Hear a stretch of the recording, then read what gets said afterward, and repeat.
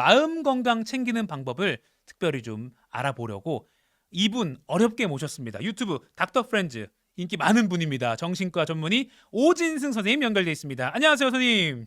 네, 안녕하세요. 진승입니다. 아, 반갑습니다. 제가 실수했네요. 정신과가 아니라 정신건강의학과죠, 이제.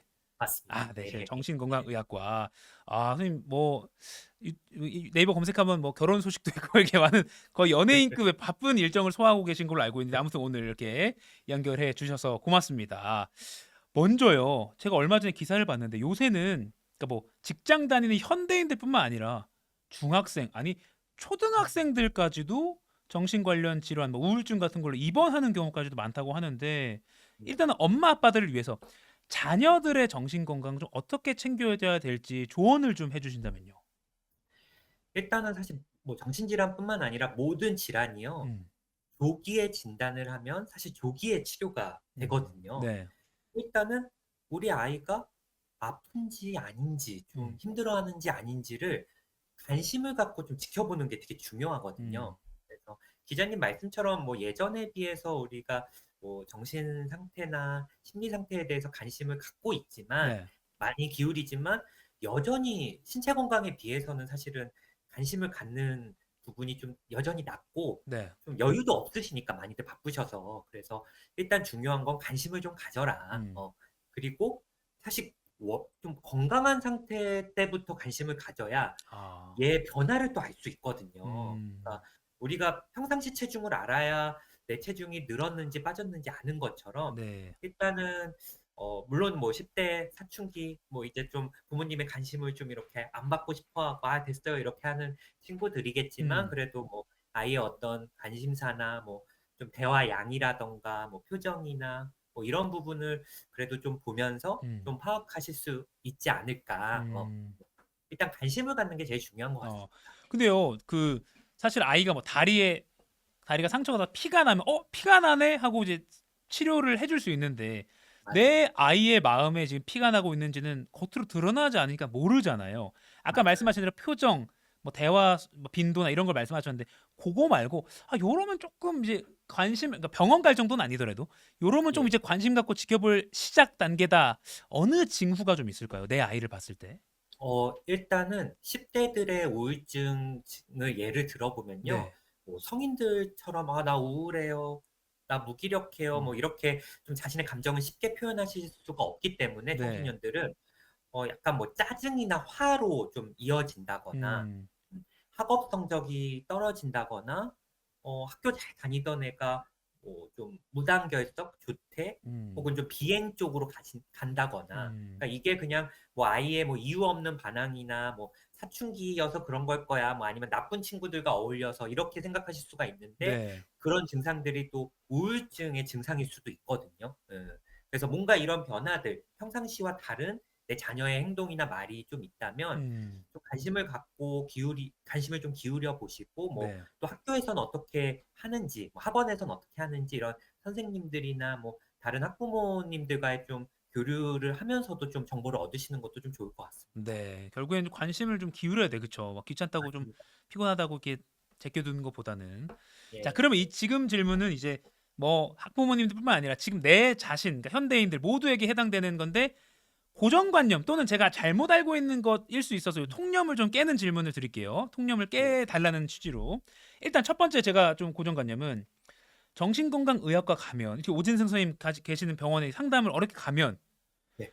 진료 기록이 남아서 뭐 나중에 진학하거나 뭐 취업하거나 그럴 때 막 그런 데서 막 알아볼 수 있다. 어떻게 막 뭐 서류를 떼어가지고 빨간 줄처럼 그어진다. 네. 그런 속설이 있는데 그거 진짠가요? 일단은 진료 기록은 남습니다. 음, 근데 이제 뭐 그거는 뭐 전 세계 어느 나라를 가도 의사들은 음. 환자를 보면 진료 기록을 남기게 돼 있거든요. 네, 문제는 기자님 말씀처럼 이 진료 기록이 과연 우리 아이한테 뭔가 불이익으로 취업이나 진학에 있어서, 음, 근데 그런 일은 없다고 보셔도 됩니다. 음, 그거는 개인 정보기 때문에 사실은 의료법상 의사들은 이 정보를 유출하는 순간 엄청난 처벌을 받고요. 음. 그리고 이 정보를 뭐 국민건강보험공단에서도 가지고 있거든요. 왜냐하면 우리나라는 의료보험이 되기 때문에. 네, 근데 이 정보도 사실 이게 공단에서 만약에 유출이 됐다, 그럼 뭐 난리 날 겁니다. 음, 그래서 이 기록은 사실은 본인이 떼서 제출하지 않는 이상에야 뭐 어떤 진학이나 취업이나 뭐 공무원이 된다거나 뭐 의사가 된다거나 뭐 그런 거에 전혀 문제가 없다고 보셔도 되고요. 음. 다만 약간 예외적인 상황이 있을 수 있는 게 네. 제가 군복무를 공군사관학교에서 군의관으로 했거든요. 예. 약간 전투기 조종사가 될 때 뭐 네. 요런 정도의 어떤 아주 특수 상황이 아니면 네. 사실은 크게 걱정 안 하셔도 됩니다. 그래요. 예. 파일럿 같은 거 그쵸. 아 그런 그죠. 기준이 있을 수 예. 있겠네요. 그것도 중증 정신질환 같은 경우에는 좀 문제가 될 수 있는데 네. 사실은 뭐 그냥 가볍게 상담을 받는다거나 뭐 단기적인 약물 복용이나 이런 거는 크게 문제가 되지는 않습니다. 네. 예. 예. 두 번째 질문은요. 네. 정신건강의학과 선생님들은 정작 정신과 진료를 꺼려한다. 이 맞나요? 아닙니다. 어. 예. 근데 뭐 사실 그렇긴 하거든요. 예를 들어 뭐 정형외과 의사가 내가 뭐 다쳤다. 음. 그러면 자기가 뭐 엑스레이나 MRI 같은 거 스스로 찍어 보고 '나 네. 부러졌네.' 하면 뭐 다른 사람한테 이렇게 처방받거나 수술을 받을 수 있는 것처럼 네. 정신과 의사도 사실 내 기분 상태에 대해서 좀 많이 생각을 하고요. 음. 그리고 뭐 동료나 이런 부분에 있어서 이제 같이 좀 상담을 하기도 하고요. 음. 내가 좀 필요하다 생각하면 또 처방해서 약을 먹기도 합니다, 사실은. 어. 그래서 저 같은 경우도 사실은 저도 뭐 심하진 않지만 불면증이 있거든요. 음. 12 시만 넘어가면 잠을 잘 못 자요. 그래서 네. 저도 간헐적으로 수면에 도움되는 약을 복용하기도 하고요. 아 그래요. 뭐 제 주변에 뭐 어떤 정신과 선생님들 중에서도 뭐 이혼이나 뭐 아니면 뭐 부부 뭐 자식 간의 스트레스 이런 걸로 사실 정신 건강이 본인이 스스로 안 좋다 생각하시면 음. 항우울증 약 같은 거를 자가로 복용하시기도 합니다, 아 사실은. 그래요. 아 어 과 동기한테 가서 다른 병원 가서 하는 게 아니라 자가로 해도 되는 거군요, 그거는. 맞습니다. 아. 그러면서 또 물어보긴 해요. "야 이거 먹어 봤는데 어때?" 그럼 아. 뭐 요즘은 그런 약이 좋더라. 나 그때 그거 먹어 봤는데 괜찮아." 이렇게 얘기를 하는데 음. 이거는 다른 과 선생님들도 그렇게 하세요, 그렇군요. 사실은. 아. 예. 그러니까 예. 셀프로 하거나 아니면 뭐 친구인 병원한테 가서 뭐 진료받을 수 있고 아무튼 진료가 필요하면 맞습니다. 받는다, 의사들도. 진짜 적극적으로 받습니다, 아 그럼 사실은. 오히려 더 예예. 예 또 예. 세 번째 좀 예. 속설은 이게 한 번 예를 들어 아까 말씀하신 뭐 불면증 약이나 뭐 항우울제 약이나 뭐 음. 정신불안 약이나 이런 거 약을 먹으면 도움이 된다는 건 알겠어요. 근데 이거 예. 나중에 이거 못 끊는다. 이거 의존이 너무 심해져 가지고 단약하는 게 음. 너무 힘들다. 그래서 나 이거 음. 무서워서 나 병원 가서 약 받아 못 먹겠어. 이런 분들도 있거든요. 이거에 대해서는 뭐라고 답변하실 수 있습니까? 사실은 음. 의사의 처방대로만 복용하시면은 음. 전혀 그거는 걱정 안 하셔도 되고요. 음. 일단 항우울증 약물, 뭐 공황장애 약 같은 거는 중독성이 전혀 없다고 보셔도 돼요. 어. 그냥 0 입니다, 0. 어 음. 그래서 뭐 사실 저희가 이제 말씀드리는 거는 어쨌든 이 약들이 사실 막 개발된 지가 벌써 몇십 년이 됐고 예. 그리고 수많은 임상 시험도 거치고 이미 전 세계에서 수억 명이 먹고 있는 약들이거든요. 그래서 음. 안정성이 사실은 보장이 됐습니다. 그래서 음. 개인적으로 제 생각에는 우리 코로나 때 코로나 백신 다 맞았잖아요, 거의 네. 다. 그 백신은 사실은 굉장히 국가적인 어떤 전 세계적인 보건 위기이기 때문에 굉장히 어쨌든 임상 실험 같은 것도 좀 빨리 패스트 트랙으로 다 거쳐서 이렇게 맞아요. 좀 빨리빨리 나오는 건데 그거보다 제가 봤을 때는 몇 배나 안전한 음. 안정성이 보장된 약들이 정신과 약이라고 생각하시면 음. 되고요. 그리고 어떤 중독 사실 뭐 기자님 생각했을 때 뭐 도박 중독, 알코올 중독, 마약 중독을 어떤 과 의사가 치료하겠어요. 정신과 의사가 아 치료하거든요. 그죠. 그러니까 뭐 그 어떤 의사들보다 사실은 중독 관련해서 많은 지식을 가지고 있고 음. 환자들보다 더 우려하기 때문에 걱정 안 하셔도 됩니다, 사실은. 아하 예. 그렇군요. 예. 아 예. 속설 점검했습니다. 팩트 체크했습니다. 일단은 네. 정신건강의학과 가도 물론 당연히 제도적으로 진료 기록은 남지만 이게 취업이나 진학 이런 데에 막 불이익이 있거나 그렇게 막 제공되거나 이런 건 아니다. 다만 예. 공군 조종사 이런 거는 당연히 좀 기준이 있겠다. 두 번째, 정신건강의학과 의사들도 필요하면 적극적으로 진료를 받는다. 세 그렇습니다. 번째, 예. 의사 처방대로만 약을 복용하고 단약을 하면 뭐 중독이나 이런 건 걱정 안 해도 된다. 예. 알겠습니다. 그리고요, 이제 주변에서 이제 나 정신건강의학과 한번 가볼까? 아니면 나 너무 힘들어 요새 뭐 잠도 안 오고 나 요새 뭐 가만히 있으면 답답해서 막 운전을 못 하겠어. 뭐 공황인가? 뭐 이런 증상을 호소하는 친구들한테 이런 말은 하지 마라. 뭐가 음. 있을까요? 일단 나 가 볼까?" 이럴 때 음.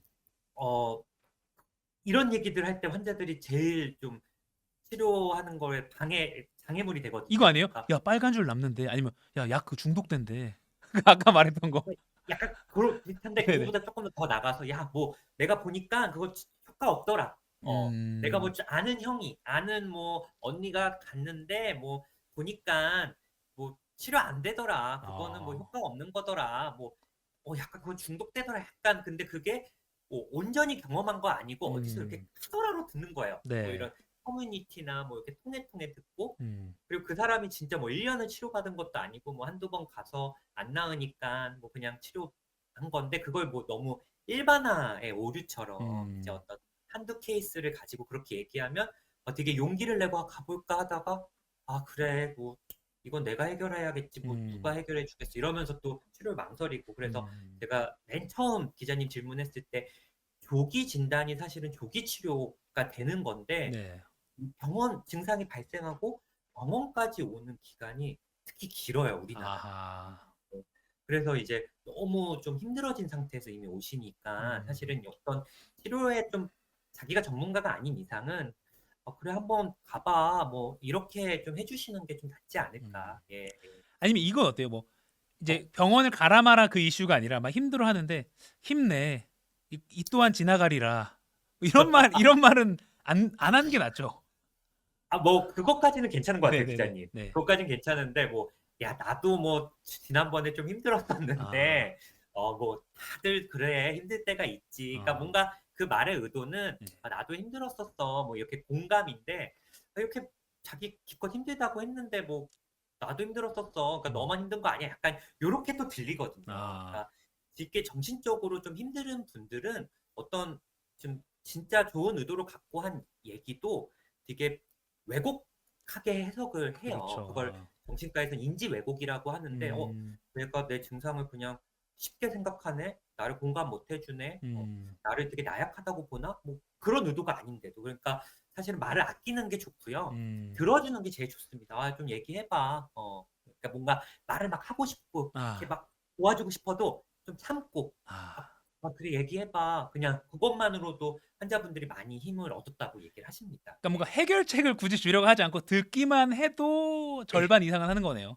예. 그리고 막 많은 분들이 '어떻게 뭘 해 줘야 되나? 막 내가 네. 어떤 따뜻한 얘기를 해 줘야 되나?' 네. 되게 그러니까 그런 생각을 하는 게 되게 착한 거거든요. 네. 근데 그냥 같이 있어 주는 것도 좋아요. 그냥 음. 전문가가 아니잖아요. 그러니까 음. 같이 그냥 "힘들 때 밥 먹을까? 뭐 힘들 때 언제든 연락해. 나 혼자 있고 싶어." 그럼 "아 그럼 지금 혼자 있는데 음. 너 도움이 필요하면 혹은 얘기하고 싶은 사람이 필요하면 혹은 뭐 말 안 해도 되니까 그냥 누가 옆에 있었으면 좋겠으면 언제든 나한테 연락해." 음. 이러면 사실은 또 환자들이 엄청 좀 고마움을 느끼거든요. 네. 의지가 되고.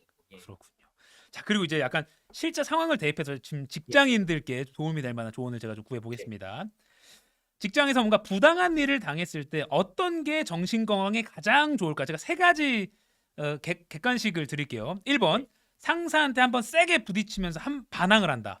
2 어. 번 얌전히 월차나 반차 쓰고 하루 휴식한다. 3 번 야 때려친다 그냥. 아이씨. 야 더러워서 때려친다. 때려친다. 반항, 조용히 하루 정도 휴식, 3번 때려친다. 뭐가 제일 괜찮은 정신 건강적으로 괜찮은 솔루션인가요? 기자님은 3 번이신가요 혹시? 아 저는 이제 생경이기 때문에 3 번은 안 되고 한 2 아 번 정도 조용히 2 어디 번 정도. 좀 카페 같은 데 조용한 데 좀 차 몰고 예. 가서 네. 예. 네. 이게 사실은 저는 뭐 이런 질문들을 많이 받는데요. 네. 요즘 뭐 많은 분들이 좀 너무 완벽한 해답을 좀 찾으려고 하시는 것 음. 같아요. 그리고 막 그러면서 주변에 조언도 얻고 막 커뮤니티에도 글도 올리고 하시는데 네. 정답은 없습니다. 음. 그냥 내가 마음이 끌리는 대로 하는 게 사실은 제일 좋아요. 어. 내 어떤 감정, 내 음. 생각과 행동이 일치해야 덜 괴롭지 네. 나는 사실 내 마음속은 이렇게 하고 싶은데 누가 시켜서 이렇게 해. 그럼 그게 엄청 혼란스럽고 싫거든요. 네. 그러니까 내가 일단 내 마음을 쪼끔 들여다보고 쪼끔이라도 더 하고 싶은 이거 하면 쪼끔 더 나을 것 같은 거를 음. 하는 게 사실은 정답일 것 같고요. 어. 예. 저도 기자님처럼 2 번 2 번. 예. 지금 유튜브에서 댓글로 망둥이 님이 1 번이랑 3번 같이 해라. 그러니까 세게 부딪혀서 반항하고 때려치는 걸 추천하셨는데 최악의 결과가 아닐까 싶기도 한데요. 아 예. 아무튼. 아무튼 근데 용감하십니다. 이 정도의 큰 이슈가 아니더라도 자기가 끌리는 대로 최대한 인지와 행동이 일치하는 것이 스트레스를 좀 푸는 데는 도움이 된다. 정신과 교과서에 이런 말이 있습니다. 환자들이 하는 행동과 말은 음. 모든 게 옳다. 그러니까 오. 남들이 봤을 때 왜 저렇게 행동했을까? 왜 그때 저렇게 말을 했을까? 이렇게 생각을 해도 네. 그 상황에서 그 환자들이 그렇게 말을 하고 행동을 했던 건 다 이유가 있었던 거예요. 자기만의 음. 어떤 상황이나 뭐 상황을 모면하기 위함이나 어떤 엄청난 스트레스 때문이기 때문에 네네. 사실은 그런 걸 기억하시고 일단은 음. 제가 봤을 때는 그냥 끌리는 대로 하시고 그거에 일단 벌어지는 일들은 또 내가 책임지면 되니까. 반론을 예. 제기하겠습니다. 반론을 예. 제기한다면 예. 스트레스 풀로 푸는 분들이 있어요. 예. 그러면 그것도 내가 끌리니까 그건 아니잖아요, 근데. 그쵸. 그건 아니죠. 어어. 그러니까 이게 뭐 어쨌든 근데 저는 술도 풀 음. 수도 있다고 아 생각하거든요. 적당하다면. 네. 그쵸. 모든 건 사실은 적정 수준이죠 사실은. 음. 먹는 걸로도 풀 수도 있고 쇼핑으로도 풀 수 있지만 아. 이제 그게 가해져서 그것 때문에 스트레스가 되고 해가 되면 안 되기 때문에 음. 컨트롤 가능한 정도, 통제가 가능한 수준이라면 음. 저는 본인한테 어느 정도의 허용을 해 주는 것도 너무 네. 좋을 것 같아요. 예. 그러니까 적정한 수준이라는 전제 그리고 어떤 사회적 규범을 어기지 않는 범죄가 되면 안 맞습니다. 되니깐요. 네. 고렇게 그 정도 선에서는 일단은 좀 끌리는 대로 하는 것도 어느 정도 어 스트레스 해소에 도움이 된다. 마지막 질문 하나 드려야 될 것 같습니다. 예. 내 마음이 지쳤다는 가장 확실한 신호는 무엇일까? 그러니까 언제 좀 쉬어야 되고 이건 쉬는 걸로 안 돼. 언제 병원을 찾아가야 되고 마지막으로 좀 조언을 좀 해 주신다면요. 이거는 사실은 제 얘기가 아니고요. 최근에 제가 자존감 수업이란 책을 쓰신 윤홍균 정신과 선생님 만나서 이제 얘기 들은 거여서 네. 출처는 윤홍균 스님입니다. 내가 마음이 지쳤다는 거는 어떨 때 아냐면 자꾸 이유를 생각해요. 내가 어. 회사 왜 가지? 내가 왜 살지? 내가 뭐 이거 왜 이렇게 힘들게 살아야 되지? 아. 평상시엔 그냥 하던 것들이 자꾸 내가 이유를 살고 이유를 생각하고 막 철학적으로 사색을 하고 그러는 경우 그러니까 네. 우리가 사실 지쳤다라고 쉽게 인정하고 싶어 하지 않아요. 그건 뭔가 음. 내가 약한 거고 뭔가 잘못된 거라고 생각하기 때문에 음. 뭔가 자꾸 내가 이유를 만들고 좀 그러면 이유를 찾고 그런 거라면 사실은 좀 '내가 좀 지금 위험한 신호가 아닌가? 좀 아. 쉬어야 되지 않나?' 고렇게 좀 생각을 해 보시면 좋을 것 같습니다. 그러니까 어느 날 그냥 지하철에 몸을 맡기고 똑같이 출근을 하는데 네. '내가 지금 회사 왜 가서 뭐 하는 왜 거야?' 그러지? 이런 생각이 들면 맞습니다. 예. 아하. 예예. '내가 지금 방송 왜' 이런 아닙니다. 네 아무튼 알겠습니다. 그런 생각이 들면 이유를 네. 찾으면 그게 약간 확실한 불안감이나 또는 스트레스가 오는 신호다. '내가 요즘 지친 게 아닐까?' 한번 이렇게 음. 생각해 보시면 좋을 것 같아요. 그 이유에 너무 음. 집중하기보다는 예. 그리고 앞서 말씀하신 대로 너무 늦게 병원에 찾아오지 말고 초기에 네. 찾아오면 오히려 치료 기간도 짧아지고 더 약도 좀 덜 쓰게 되고 뭐 그런 거겠죠. 맞습니다. 예. 네. 저희 병원에 막 미국, 영국 뭐 이런 데서 오세요. 막 음. 두바이 막 음. 독일 뭐 저희 병원이 유명해서가 아니라 그 병원들은 예약도 잡기가 어렵고 음. 한 번 갈 때마다 막 7-80만 원을 낸대요. 그러니까 음. 우리나라가 사실은 병원 가기 굉장히 좋은 곳입니다 사실은. 네. 그렇기 때문에 뭐 다들 건강보험료 내시잖아요. 고거를 좀 누리셨으면 좋겠어요. 아 내가 낸 만큼. 예예. 알겠습니다. 누구나 마음의 병 하나 갖고 살아가는 시대이기 때문에 우리 오진승 선생님의 말씀이 더 와닿는 것 같습니다. 이유를 찾게 되면 그러면 조금 이상 신호가 아닐까 생각해 보라는 조언까지 기억하면서 오늘 시간 마무리하겠습니다. 선생님 고맙습니다.